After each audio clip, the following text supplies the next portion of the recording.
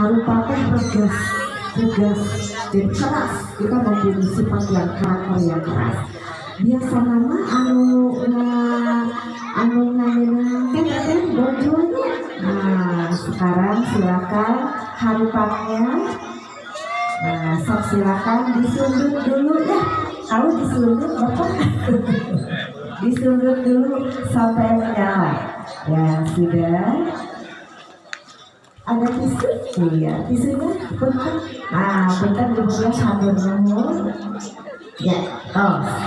Nah, sekarang harupat ini dimasukin ke kendi. Nah, kendinya ya, silakan dimasukin. Pelan-pelan masukin ke kendi. 1, 2, 3. Jos, kocok. Mainnya jangan dulu yang kocok.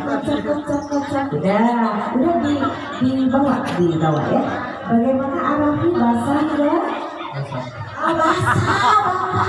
Ini Ibu basah.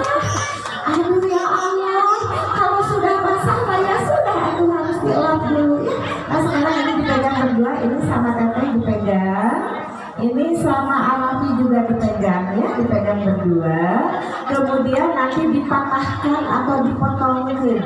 Kalau sudah dipatahkan, dipotongkan, dilempar ke belakang. Jadi jangan dilihat. Sifat-sifat emosional harus dihilangkan dari diri kita ya. 1, 2, 3. Ya, ya, aukun, ya, sudah.